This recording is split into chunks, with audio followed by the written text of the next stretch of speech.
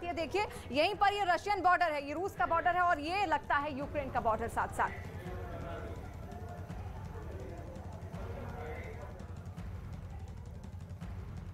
और इस वक्त एक बड़ी खबर आपको बता दें, ब्रिटेन के पीएम ने बड़ा बयान दिया है। इस वक्त की बड़ी खबर, रूस के खिलाफ कड़े प्रतिबंध होंगे, ये ब्रिटेन के पीएम की तरफ से कहा गया है। ब्रिटेन के पीएम ने ये बड़ा बयान दिया है जिसमें कहा गया है कि रूस के खिलाफ कड़े प्रतिबंध होंगे। इससे पहले भी वो रूस की मुखालफत करते हुए दिखाई दिए हैं और ऐसे में अब ये कहा गया है कि कड़े प्रतिबंध रूस के खिलाफ होंगे। किस तरीके के प्रतिबंध लगाए जाते हैं ब्रिटेन की तरफ से ये देखना होगा, लेकिन ब्रिटेन के पीएम ने ये बड़ा बयान देते हुए ये साफ कर दिया है कि रूस के खिलाफ कड़े प्रतिबंध होंगे और ऐसे में रूस को रोकने के लिए ये कदम जरूर उठाया जाना चाहिए। प्रतिबंध जो कि इस वक्त लगे हुए हैं रूस के खिलाफ, उसे और बढ़ाया जाए, सख्ती से लागू किया जाए, इस बात का जिक्र करते हुए ब्रिटेन के पीएम। और दूसरी ही तरफ यूक्रेन में तबाही का मंजर किस तरीके से आगे बढ़ता हुआ नजर आ रहा है। रिहायशी इलाकों को टारगेट करते हुए कई बिल्डिंगों को इस वक्त ध्वस्त किया जा चुका है और यही आलम पिछले 10 दिन से जारी है यूक्रेन में। और रूस के कब्जे के बाद यूक्रेन के खेरसोन शहर में रहने वाले लोगों के सामने अब खाने पीने की किल्लत हो चुकी है। इसी शहर की आबादी करीब 3 लाख है और युद्ध के 8वें दिन रूस की सेना ने यहां अपना झंडा फहरा दिया था।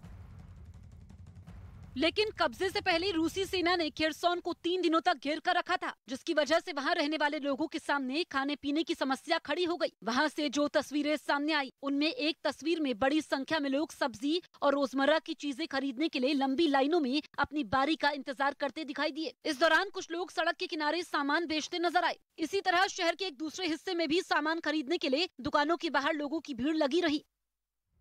तो आप देखिए, रूस और यूक्रेन युद्ध का आज 10वां दिन है। भीषण युद्ध लगातार आगे बढ़ता हुआ नजर आ रहा है। कोई भी सेना मानने को तैयार नहीं है, कोई भी देश के राष्ट्रपति मानने को तैयार नहीं है, लेकिन इस बीच वो तस्वीरें हम आपको दिखा रहे हैं जब पहले दिन इसकी शुरुआत हुई, यानी कि 24 फरवरी से इस हमले की शुरुआत हुई। इसी दिन पुतिन ने युद्ध का ऐलान किया था और लगातार धीरे धीरे जब ये युद्ध बढ़ा तो लग रहा था कि एक तरफा ये युद्ध हो सकता है, लेकिन डटकर जिस तरीके से यूक्रेन की सेना, यूक्रेन के राष्ट्रपति के तेवर तल्ख है, उससे साफ नजर आ रहा है कि रूस को भी भारी कीमत चुकानी पड़ रही है। और ऐसे में पहले दिन से शुरू हुआ युद्ध किस तरीके से तबाही की ओर आगे बढ़ता हुआ नजर आया, वो देखिए।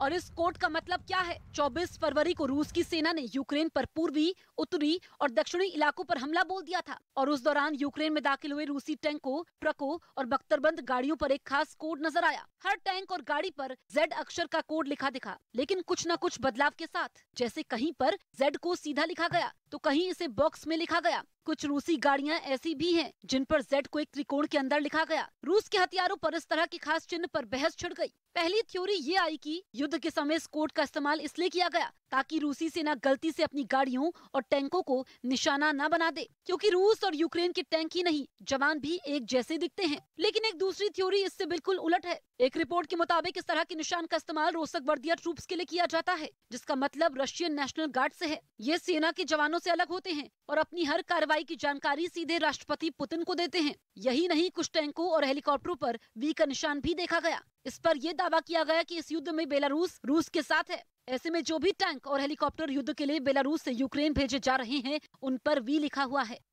और इसके साथ एक बड़ी खबर आपको बता दें, यूक्रेन के मेलिटोपोल पर रूस की सेना ने कब्जे का दावा किया है। इस दौरान मेलिटोपोल की सड़कों पर रूस की सेना की गाड़ियां खड़ी दिखाई दी। बताया ये जा रहा है कि रूस के सैकड़ों सैन्य वाहन मेलिटोपोल की सड़कों पर देखे गए हैं, जिन सैन्य वाहनों को तबाह करने का दावा भी यूक्रेन की तरफ से किया गया है। और ये बड़ा काफिला आप देखिए किस तरीके से रूस की सेना का आगे बढ़ता हुआ नजर आ रहा है। आज 10वां दिन है और पूरी तरीके से यूक्रेन की सरजमीन पर नुकसान पे नुकसान, तबाही और खौफनाक मंजर बना हुआ है। रूसी सेना की ये सैकड़ों गाड़ियां जो कि आगे बढ़ती हुई नजर आ रही हैं और इन्हीं तस्वीरों ने पूरी तरीके से कई देशों की चिंता बढ़ा दी।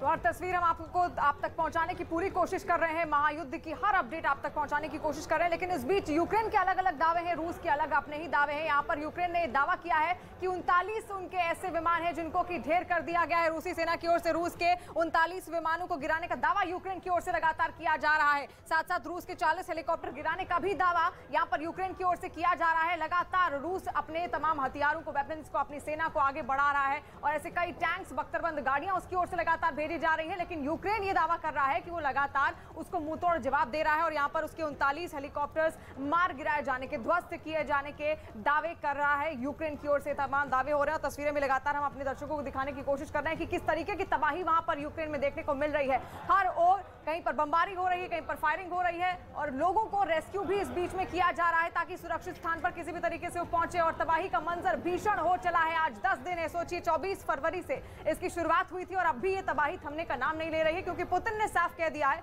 हम बातचीत जरूर करेंगे लेकिन यूक्रेन को हमारी सारी शर्तें माननी पड़ेंगी।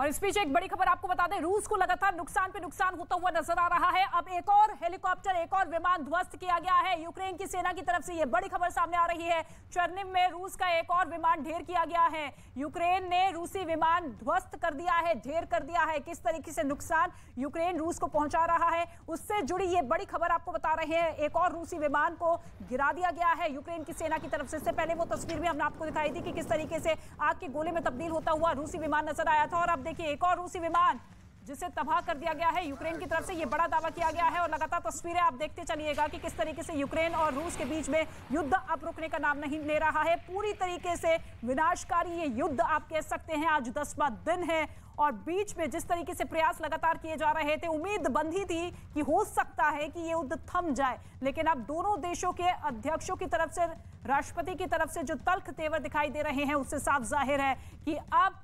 महाविनाशकारी युद्ध होता हुआ दिखाई देगा। लेकिन दूसरी ही तरफ रूस को किस तरीके से नुकसान हो रहा है, क्योंकि अब यूक्रेन ने रूसी विमान को मार गिराया है। एक और रूसी विमान जो कि चर्निव में मार गिराया है, उसकी तस्वीर भी आप देखिए किस तरीके से चारों तरफ धुआं उठता हुआ दिखाई दे रहा है। और इसी तरीके से अब ये पूरा का पूरा महायुद्ध किस तरीके से आगे बढ़ेगा, क्या कुछ इसकी रूपरेखा रहेगी, कितने दिन और चलेगा, रुकेगा नहीं रुकेगा, बातचीत का सिलसिला जो कि लगातार जारी है, उससे कोई नतीजा निकलेगा। क्योंकि अब हर कोई यही चाहता है कि बहुत हो चुका, 10 दिन बीत चुके हैं और ऐसे में अब आम लोगों की जिंदगी को बख्श दिया जाए, क्योंकि सबसे ज्यादा नुकसान अगर किसी को हो रहा है यूक्रेन की सरजमीन पर तो वो आम लोगों की जानों को हो रहा है।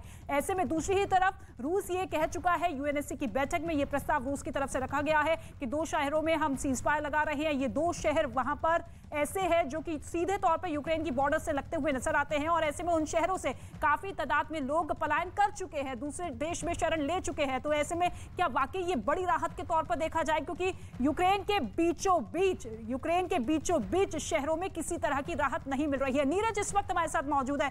नीरज, किस तरीके से यूक्रेन के इस दावे को देखा जाए, क्योंकि नुकसान तो रूस को हो रहा है, लेकिन क्या वाकई बड़े पैमाने पर नुकसान है रूस को? देखिए, बिल्कुल बड़े पैमाने पर नुकसान है। यूक्रेन बार बार ये दावा कर रहा है कि रूस को हर तरह से नुकसान पहुंचाने की कोशिश उनकी तरफ से की जा रही। कई ऐसे शहर हैं जहां पहले दावा किया था, कई ऐसे छोटे शहर हैं जहां दोनों पक्ष के बीच लड़ाई चल रही है।